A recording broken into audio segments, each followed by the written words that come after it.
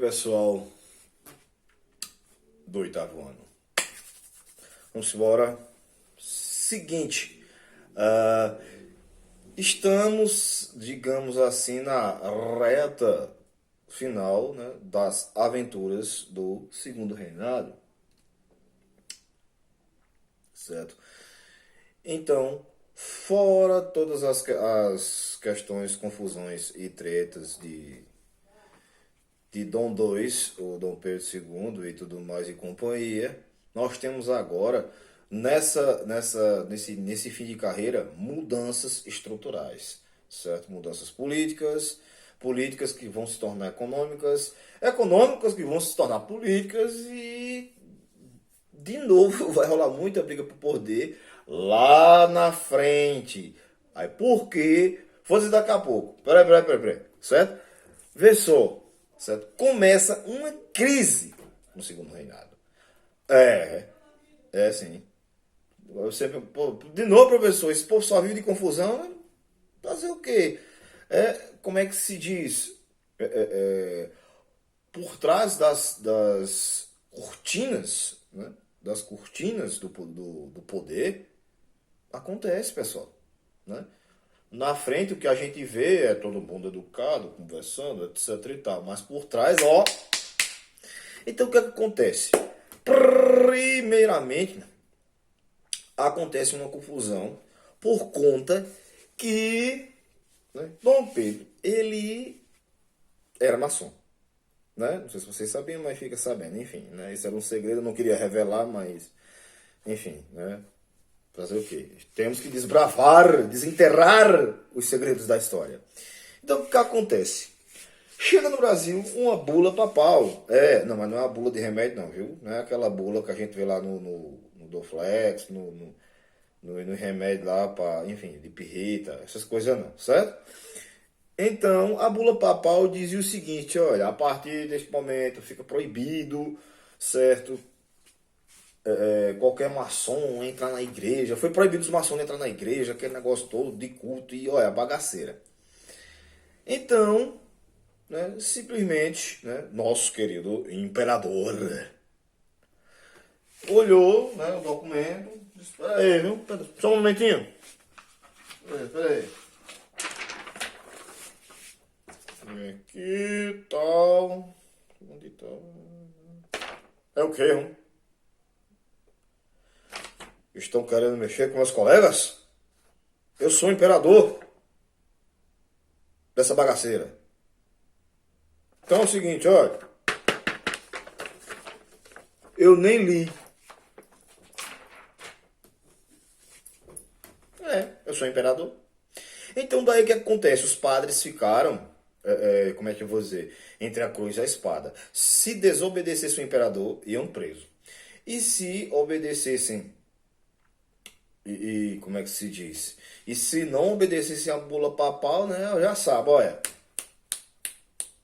O chicote da igreja não era muito bom não. Então, o que acontece? Nesse meio termo aí, inclusive, tiveram padres que foram presos. Foram presos, sim. Inclusive.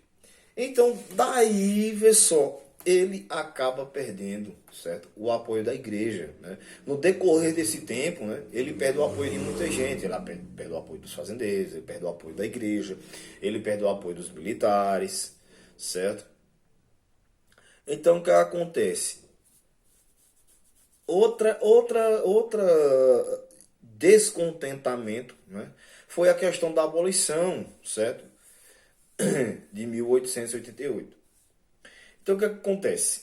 Certo? Com a Lei Áurea, né, houve a abolição da escravatura do país, né? Foram alguns tráficos, os caras traficam por aqui, outro por ali pela moita e tal, como eu tinha falado para vocês. Mas enfim, pôs fim a escravidão no Brasil. Só que muitos dos donos desses escravos, certo, eram assim, ó, Dom Pedro. Então o que acontece? A partir daquele momento eles ficariam sem sua mão de obra inteiramente de grátis, né? Então, ou seja, e agora? Né? Que daqui a pouco tá chegando os imigrantes. Mas, a princípio, e aí? Então, ou seja, eles tinham que ter algum tipo de ressarcimento pela perca de sua mão de obra. Então daí foi dito que os caras iriam receber uma indenização, coisa que não aconteceu. Então daí Dom Pedro já perde o apoio dessas pessoas. E é um processo sucessivo, né? Vai só uma bola de neve, vai só aumentando, certo? Então daí já começa a amadurecer e apertar a questão da ideia da república, né? Já sabe, né? República, presidente, senado, tal, tal, né? Rei, não, ó. Entendeu, né? Lembra o que é república, né? Pronto. Em São Paulo é o seguinte, já como eu tinha dito ainda há pouco, as ideias começam a mudar. Ou seja, se eu tenho poder, entenderam? Poder. Agora eu quero o poder, ó. Poder das leis, poder institucional, poder político. Então essas ideias começam a mudar em São Paulo, né? Os barões do café já começam a mudar as ideias, né? Que inclusive lá na frente, algum tempinho depois, vai gerar muita confusão na política nacional, tá certo? Então as ideias republicanas começam a ganhar força, né? Logicamente, vocês sabem disso, que é aquele negócio, não para melhoria do Brasil, mas digamos, né, para mudar, porém deixar como tá. Tá entendendo, né? Ou seja, seria um processo liberal conservador, digamos, né? Você abre, mas você fecha algumas portas, entendeu? Né?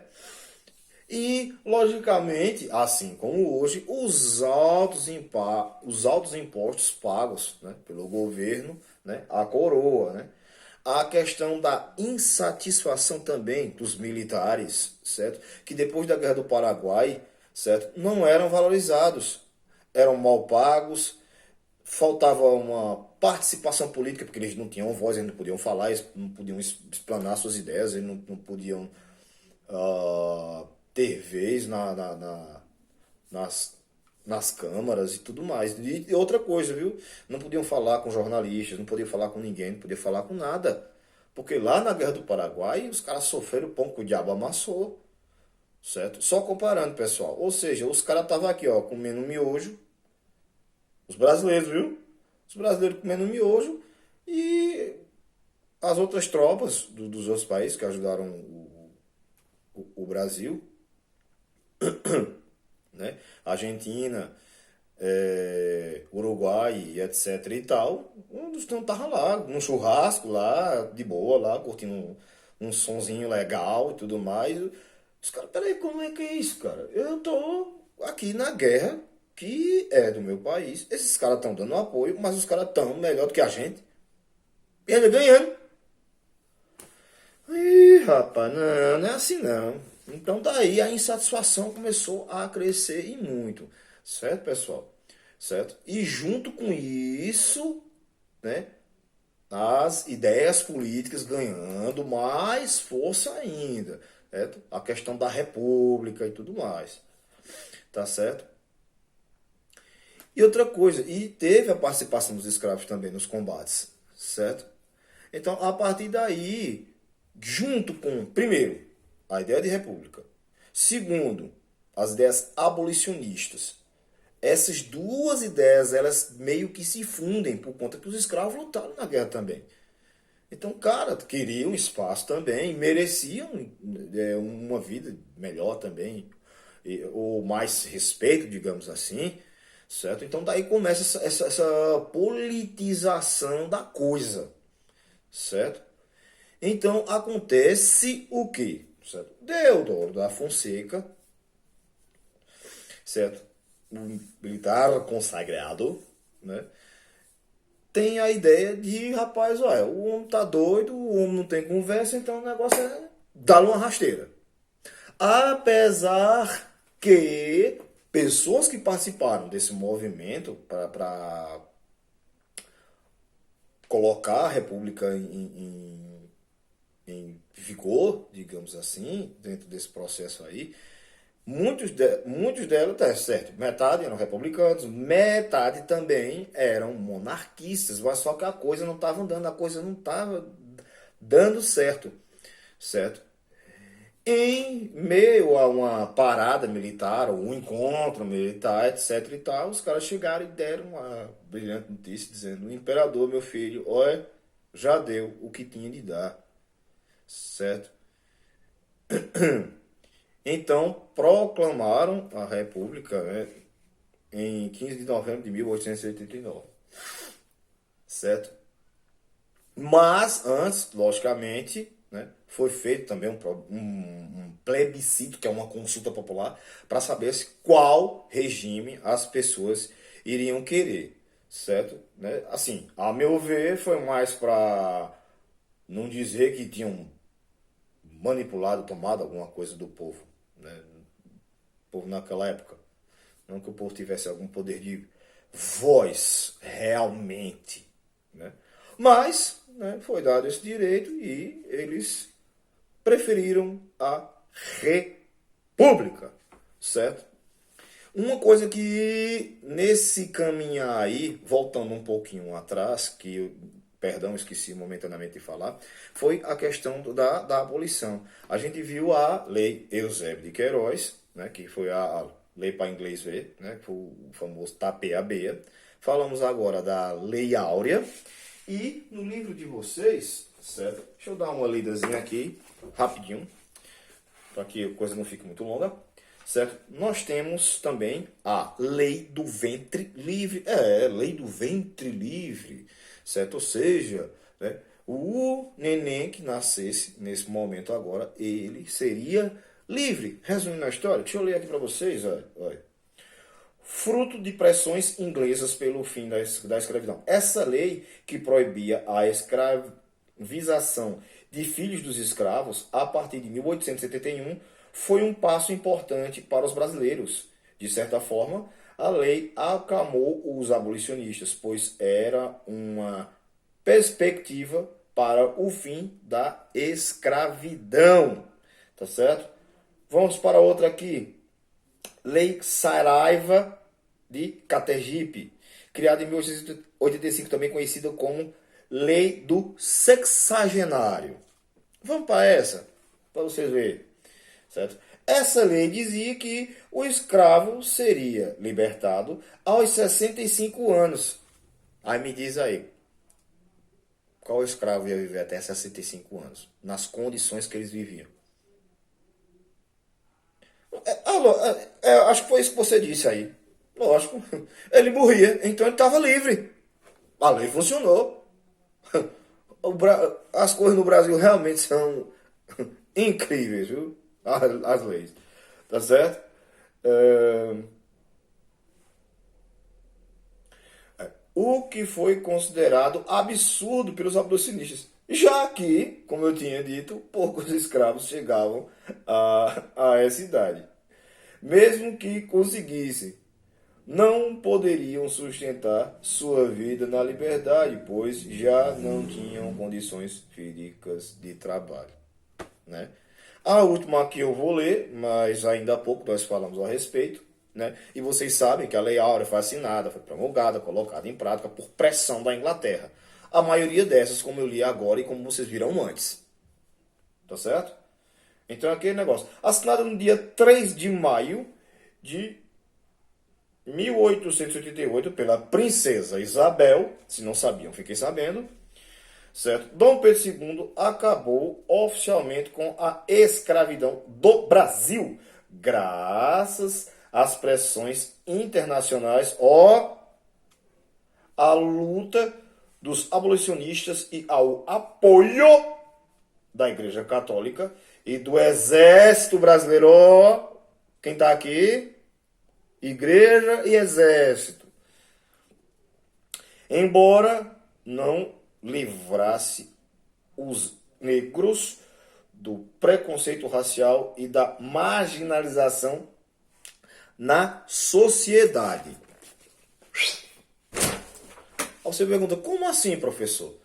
Por quê? Né? Só para fechar aqui, porque é o seguinte, você é escravo, você não tem estudo, você não tem nada. Você, tipo, cresce, você, digamos, de uma certa forma, você nasceu, cresceu, envelheceu, né? E tipo, cara, tu vai trabalhar onde? Você não tem profissão nenhuma. Então, ou seja, você foi liberto, você foi jogado aí no mundão, ou seja, você saiu da escravidão para, de uma certa forma, cair na semi-escravidão. Porque, de uma certa forma, você vai trabalhar em algum lugar por um salário irrisório, né? Então, muitas vezes, né, no meio desse emaranhado de leis, políticas, lutas, discussões, é como eu sempre digo, né? Determinadas mudanças elas são feitas pelo povo, mas não para o povo. Abraço, espero que tenha dado uma luz aí. E, enfim, a câmera tá aqui. É isso aí. Daqui a pouco tem mais, viu, pessoal? Essa historinha não acaba aqui. Abraço, tchau, até a próxima.